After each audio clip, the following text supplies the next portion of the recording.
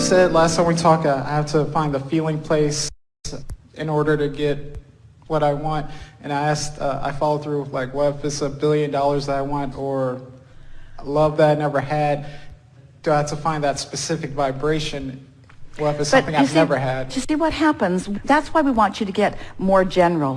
Why would you want $1 billion? Because I would feel good in the having of it. I figured I'd just cut right into what you're about to say. That's what you're going to say. So what does that feel like? What does that mean? How would you feel to have unlimited resources? Really good. Define it in more emotional terms. Freedom. Free. So Right. stay there with the feeling of freedom. What do you mean free? What does free feel like? To do whatever I want, whenever. We've elicited from you some specifics that introduce resistance, because freedom from stuff I don't want to do. So go back to the feeling of freedom and describe it in emotional terms that feel only positive. Ability. More able to do what I want. We're not feeling it. Okay. Good. Really good. I don't. Just good because I have money. It's hard to feel something that you haven't felt before, isn't it? Exactly. It's not easy to feel something that you haven't felt before. Can you feel the opposite of that? Can you feel what Not having money feels like. Right? What does that feel like? Focus there just for a moment. All right. Not good and incapable. Find the feeling of it. In other words, it's oppressive. It's discouraging. Just for a moment. Yeah. It feels like a sort of bondage or lack of freedom. Feel it for just a moment. It's like my pockets are empty. Now try to find the relief from that. The relief from that might be the place to reach for first. Okay. Ease, less worry. Don't move on so fast. Now ease. So focus on the feeling of ease. Okay. We understand your dilemma, all of you. How can I feel about something that I haven't experienced before? Because I have oriented myself, Abraham, to respond to what is.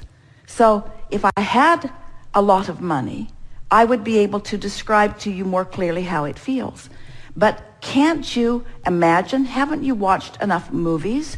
Haven't you imagined in your own mind? Haven't you had enough dreams? Can't you sort of kind of feel what it would feel like if you didn't have money pressure, or if you had opportunity to pretty much do what you want? Mm-hmm. What was the last thing that you saw that really rang your bells, that you would have liked to have purchased if you had been in the financial situation? What was the last thing you saw that made you feel excitement when you saw it? Really nice BMW. All right, so focus upon that just for a moment. Okay. Focus upon that for a moment and feel what it feels like to open the door of your own. Not the one at the dealership, to open the door of your own. It's in your parking place. Open the door of your own. Open the door of your own. Open the door, knowing that it's yours, and slip into it and smell it and feel it just a little bit. Feel it. Feel it. Now, why does it feel good? What feels good about it? The leather seats. What else feels good about it? Uh, I did so good. I've got this. I attracted this to me. This represents my abundance. I so love the reflection of my abundance. It feels really good. Does it feel secure? yes. Did it feel easy? To get the feeling? It should have felt easy. It felt easy to just slip right into that. Did it feel easy to slip into that? Yes. Was easy to slip into that? Yes. How does a car like that handle on the road? Easy. And when you find a road that has a lot of good turns, tight turns, that car just sits right down on the road. You can hardly go fast enough to make it want to leave the road.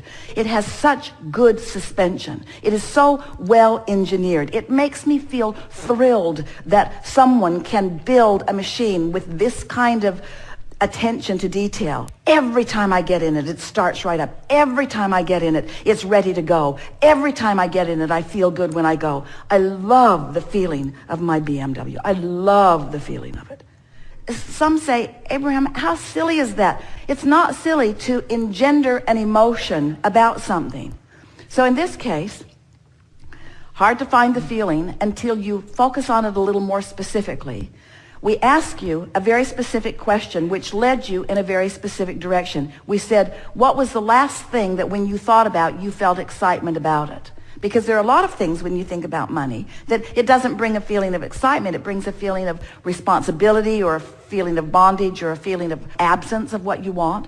But that was something that it was pure. When you thought about it, you felt just a little bit of well-being about it. You felt enough excitement about it that we could pick up on the vibration and fill in your grid with some details that now have left you in a different vibrational point of attraction. That's the work. That's the work. And then you don't go on and on and on and on and on and on until you feel like a crazy person. You leave the subject, but you come back to it frequently enough that you give yourself the feeling of abundance. Now, we like that for you. Have you read the wallet process that is in the Ask book? Have you read that process? Oh, yeah. This was far better. You know what the wallet process is? Have Find $100 somehow, put it in your pocket, and notice how many things you could buy with $100 that day. Well, this was way more fun. A BMW is way more fun than spending $100. And since you're doing it in your imagination anyway, why not choose the things that really feel good to you and fantasize around them until you... Do you know that the universe does not know if the vibration that you're offering is because you're facing reality or because you're conjuring reality? I do the exact same thing like that with money. Money has appeared. I do the exact same thing with relationships. Nothing's happened. So I think I've been doing it for a while now. When we know the basic law, and we know that when you find the vibration that the grid will fill in. The only explanation that we have for that is that you might be doing it and then you're noticing the absence, and then you might be doing it and you're noticing the absence. So you got a grid of what you want and a grid of the absence and a grid of what you want and the grid of the absence. And what you're living is always a reflection of the dominant grid you've got going on relative to anything. So our response to you is just do it more and feel better when you do it, and do it more and feel better when you do it, and do it more and feel better when you do it, and stop talking about what's not working. Is it possible to overdo it at all? Like if visualizing, try... It's not possible to overdo it unless it starts to feel not good when you're doing it. In other words, if you really don't believe it and you're badgering yourself with trying to cover up how you really feel with words, are you getting the point of this? This whole exercise, this whole process of the grid is to affect the way you feel. And you can tell if it's working. You can feel when we're playing the game with someone in the chair. You could feel what wasn't working with him, couldn't you? And then didn't you feel it when it shifted? And don't you have enough time that you can just feel around on different subjects until you get it? You just have to care enough about shifting a little energy within yourself that you're willing to stick with it until the energy shifts. And friends, this is not a difficult thing. You shift a little energy with an exercise that might take you as much as 5 or 10 minutes, and the grid will start filling in to give you evidence of the success that you've had. In other words, you can get momentum going relatively easily. It's just a matter of caring about how you feel and believing that you are your own point of attraction. Do you believe that? Yes. Do you believe that things happen to people randomly? Not anymore. Do you believe that they are all offering a vibration and things are responding to that vibration? Yes. And do you believe that they have more control over the vibration they're offering than most are exercising? And do you believe that you have more control than you are deliberately exercising? Yes. And did you witness a shift in the way you felt just now as we were visiting? Yes. Do you think that you need Abraham to do that? Or do you think you could focus on a BMW and find that feeling yourself? I can focus. And do you think you have the ability to do it again? Yes. And do you think that when another and another, what's your favorite color of those? Blue. So when they show up as you're leaving today, when that one's there and that one's there and that one's there and that one's there and that one's there, it's in the parking lot, it's on the road with you, we want you to show yourself your power of attraction. But you can't show yourself your power of attraction if you don't deliberately conjure your point of attraction. If you don't deliberately conjure it, then when it shows up, you don't recognize that you've done it. You don't make the correlation between what you offered vibrationally and what came back to you in universal law of attraction, always equitable, fair, and accurate response every single time.